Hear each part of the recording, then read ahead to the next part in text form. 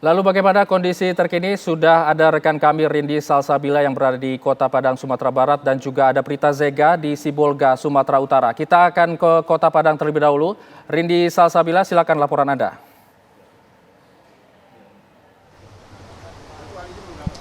Ya, selamat pagi pemirsa. Di tempat saya mengabarkan saat ini, yakni di Kapalokoto, Kota Padang, Sumatera Barat. Ini saya akan menceritakan bagaimana kondisi per hari ini pasca kurang lebih 3 pekan bencana banjir bandang dan longsor terjadi di Kapalokoto, Kota Padang, Sumatera Barat.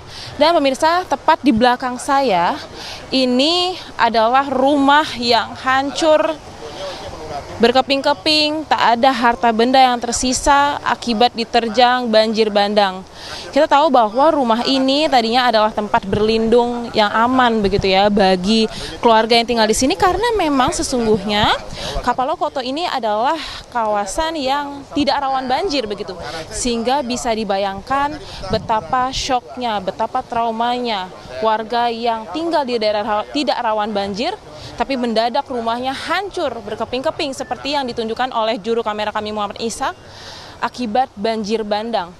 Dan bisa Anda lihat pemirsa bahwa ini semua bangunan fondasinya sudah tidak terlihat, hancur, lebur, dan ini di depan layar kaca Anda, di depan saya, ini adalah aliran sungai baru yang terbentuk akibat banjir bandang begitu. Dan pemirsa, sebagai informasi begitu ya, dapat kami sampaikan bahwa sebenarnya tempat mengalirnya airan deras ini pada awalnya bukanlah sungai, tetapi adalah sawah yang seluas kurang lebih 15 hektar dan juga jalanan yang menghubungkan antara Kapalokoto dan juga Lambung Bukit. Namun kini sawah yang menjadi sumber pencaharian warga Kapalokoto dan juga jalanan yang menghubungkan antara desa Kapalokoto dengan Lambung Bukit sudah menghilang akibat banjir bandang yang terjadi kurang lebih 3 pekan yang lalu begitu. Dan pemirsa, untuk mengetahui bagaimana kronologi serta bagaimana cerita dari salah satu masyarakat yang kehilangan rumahnya, saat ini saya sudah bersama dengan salah satu warga Kapalokoto, yakni Zaza. Halo, selamat pagi Zaza. Selamat pagi, Kak. Bagaimana kabarnya pada hari ini? Alhamdulillah baik, Kak. Oke, biasa ke sana. Oke, baik. Zaza, sebelumnya aku ingin bertanya lebih dahulu begitu ya. Untuk kondisi kesehatannya sejauh ini bagaimana? Alhamdulillah untuk saat ini sehat-sehat aja, Kak. Zaza, kalau boleh diceritakan begitu ya, ketika kejadian banjir bandang pada kurang lebih 3 pekan lalu begitu, itu posisi Zaza lagi di mana dan waktu itu kondisinya seperti apa? Posisinya itu di rumah, Kak. Pagi hari mau pergi sekolah, menjelang pergi sekolah pagi, tetangga dekat sungai rumahnya itu nitipin anaknya pagi-pagi, Kak. Katanya air udah sampai ke bibir dekat rumahnya. Setelah itu berapa lama mama sama ayah pergi ke sana untuk lihat air. Mama sama ayah teriak-teriak, Kak, karena air tuh udah sampai ke selokan belakang rumah, Kak. Katanya cepat naik ke tempat yang lebih tinggi. Aku sama adik-adik udah lagi siap, baju sama seragamnya juga udah tinggal pergi aja lagi, Kak. Langsung naik ke atas masjid, Kak, untuk selamatin diri. Barang-barang pun nggak ada yang dibawa sama sekali. Setelah itu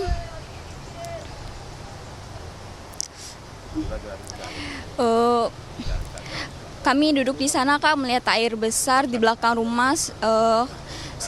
Setelah jam 11 kalau nggak salah air itu udah mulai surut, Kak. Kami pulang ke rumah untuk ninggi-ninggiin barang ke atas lemari. Ternyata sorenya air balik lagi besar, sampai juga ke dekat hampir ke jalan lah, Kak, airnya. Kami naik ke atas masjid, kami lihat-lihat. Ternyata sorenya surut lagi, Kak. Pas kami hari Jumat, Kak, airnya naik lagi, Kak. Ternyata kami di atas masjid nggak boleh lagi dievakuasi langsung ke Kampung Duri karena sini sudah zona merah. Pas kami dievakuasi ke Kampung Duri, ternyata dapat kabar kalau rumah udah hanyut. Barang pun semuanya nggak ada yang selamat, Kak, hanyut semua. Baik, rumah hanyut semua, barang harta benda tidak ada yang tersisa begitu. Lalu untuk kondisi keluarga bagaimana? Keluarga alhamdulillah semuanya selamat, Kak. berkaitan dengan rumah Zaza yang hanyut dan harta benda yang tak tersisa begitu. Zaza untuk sementara tinggal di mana? Zaza untuk sementara ini tinggal di posko Kak, bersama keluarga. Untuk di posko kebutuhannya gimana Zaza? Apakah makanan yang tercukupi dan pakaian bagaimana? Alhamdulillah untuk di posko makanan dan pakaian sudah tercukupi Kak. Lalu untuk kegiatan sekolah Zaza gimana Zaza selama Zaza mengungsi? Tetap Zaza lanjutkan Kak, sepertinya mandi di masjid, pakaian sekolah pun dikasih dari pihak sekolah. Terakhir Zaza, harapan Zaza untuk pemerintah terlebih setelah rumah Zaza hanyut begitu. Bagaimana Zaza? Semoga pemerintah cepat membantu kondisi yang saat ini ya Kak, karena airnya masih ke pemukiman warga dengan situasi yang masih hujan-hujan ini, semoga lekas dibantu ya Kak. Zaza, terima kasih banyak atas ceritanya, turut berduka cita atas apa yang terjadi. Semoga Zaza selalu sehat bersama keluarga dan semoga pemerintah bisa segera memberikan bantuan kepada Zaza. Zaza semangat terus dan sehat terus ya. Ya, pemirsa, begitulah cerita dari salah satu warga yang kehilangan rumahnya. Dan untuk mengetahui bagaimana bantuan yang diterima oleh masyarakat Kapalokoto hingga saat ini, saya sudah bersama dengan Ketua RT 02 RW 02 Kapalokoto, yakni Bapak Lisman. Bapak Lisman, selamat pagi. Begini adik Tibiwana, kini Bapak ini orang nenek mamak sini yang punya lahan sini. Jadi Bapak ini yang lebih tahu mengenai lahan ini, mengenai orang sesepuh di sini. Langsung ajakan langsung dulu. Jadi bagaimana Bapak ini dulu? Bapak ini sesepuh ini yang punya lahan ini Bapak ini. Bapak ini lebih ngerti orang pribumi sini. Dia lebih tahu dia. Bagaimana ya Pak ini dulu? Pak Lisman, baik sebelum ke Bapak, saya ingin mewawancari Bapak terlebih dahulu begitu untuk menanyakan bagaimana sebenarnya bantuan yang didapatkan oleh warga Kapalokoto hingga saat ini begitu. Bapak, per hari ini apakah dari pihak pemerintah begitu ya, dalam hal ini pemerintah kota, pemerintah provinsi atau pemerintah pusat, apakah mereka sudah datang ke Kapalokoto ini Pak? Yang per hari ini belum ada yang nampaknya bantuan dari Pemko dan provinsi, belum ada nampak. Untuk hari ini belum ada nampak bantuannya. Sampai jam berapa ini sekarang? Sampai jam 10 belum ada nampak bantuannya. Yang saya ingin bantu sekarang ini alat berat ini. Alat berat ini cuma jalan 2 nampaknya ini. Ada 2 alat berat. Sangat membutuhkan sekali alat berat ini supaya air ini bisa dipindahkan. Sudah itu lagi saya butuh itu air bersih belum ada. Kan nampak hari bersih itu, air bersih itu tempat air bersih belum ada. Cuma air bersihnya ada di masjid aja, ada yang satu. Lain itu nggak ada. Rumah sudah roboh semuanya. Yang dibutuhkan alat rumah tangga. Alat rumah tangga sudah hanyut semuanya, nggak ada punya alat kompor gas, yang bermacam-macam alat rumah tangga sudah nggak ada lagi. Itu yang sangat mendesak sekali. Yang paling dibutuhkan adalah alat berat ini. Alat berat ini sangat dibutuhkan sekali. Ya Pak ya. Ya cepat hari ini dipindahkan. Itu sangat dibutuhkan sekali alat berat ini. Itulah itu dulu dari saya. Selanjutnya disilakan sesepuh orang asli Kapalokoto ini. Ini Bapak ini asli. Dia yang punya lahan. Dia yang mengerti keadaan daerah sini. Ini langsung Bapak ini. Ya. Terima kasih banyak Pak Lisman atas kesempatannya. Bapak izin sebelumnya perkenalkan, saya Rindi Salsabila dari TV One. Bapak dengan siapa? Safril Aras Sultan Mengkudun. Safril Aras Sultan Mengkudun ya. Oke, baik Pak Syarif.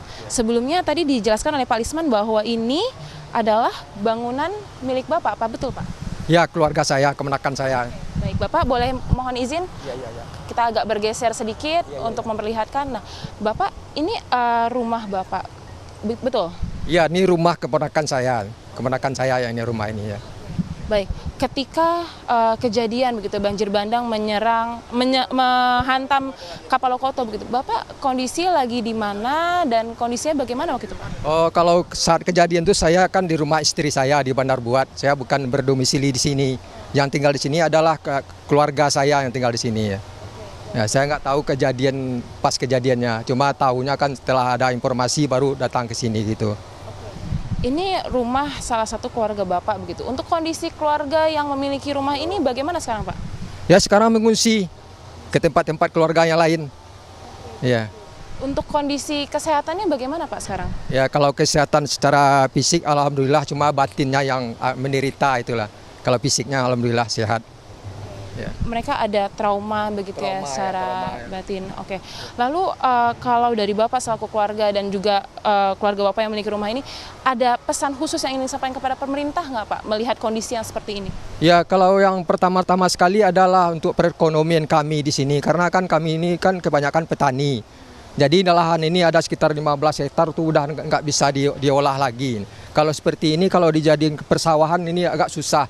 Jadi kami mohon kalau bisa nanti kalau udah selesai oleh pemerintah dipindahkan air ini, bendungan udah dibenahi, bendungan proyek Gunung Nago namanya tuh, airnya udah pindah ke sana, ini bisa dipakai alat berat lah, dijadikan pesawah lagi, itu harapan kami. Karena sekarang ini ada sekitar penghasilan padi sekitar 200 karung padi sekali panen. Nah, itu kami rugi kali 500.000 satu karung padi.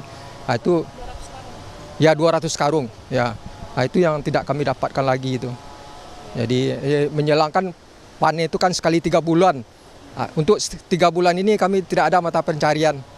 Yang diharapkan kan hasil dari panen padi tersebut. Ternyata ini udah ludes semua. Sementara waktu menanam padi itu pokoknya sangat besar modalnya. Ya itu harapannya dibenahi lagi, ada bantuan hendaknya. Terutama yang prioritas dulu untuk petani-petani yang gagal panen ini. Kalau untuk membenahi ini kan bisa itu yang keduanya bukan prioritas utama itu. Itu harapannya.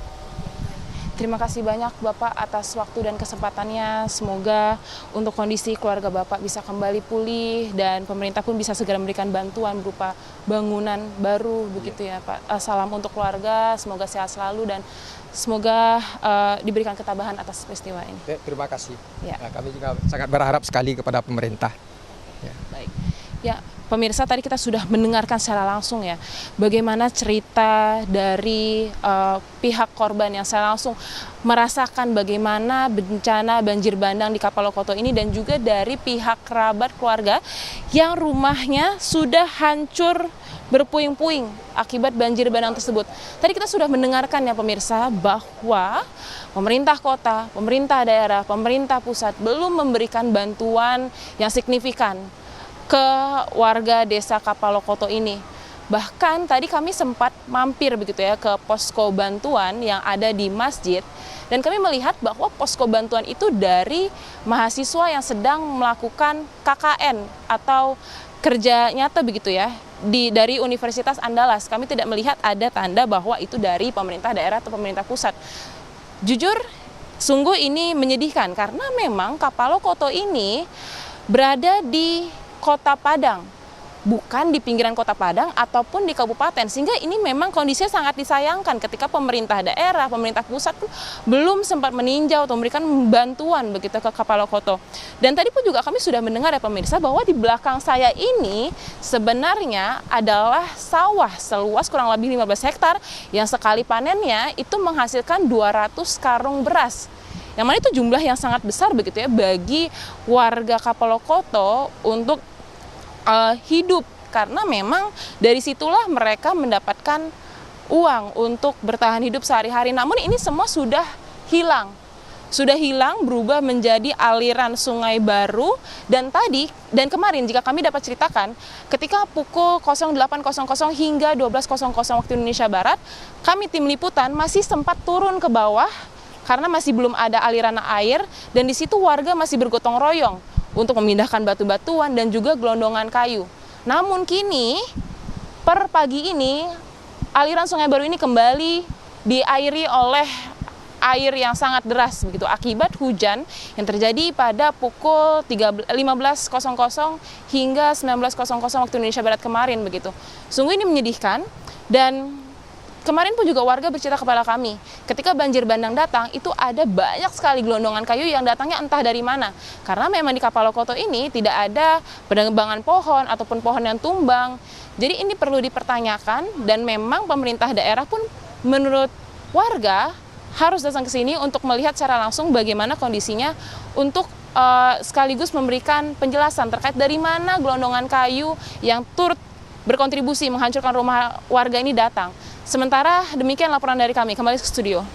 Baik, Rindi Salsabila mengabarkan langsung dari Padang, Sumatera Barat. Dan selanjutnya kita akan lihat bagaimana kondisi di Sibolga, Sumatera Utara. Usai jeda berikut, tetaplah di Breaking News TV One.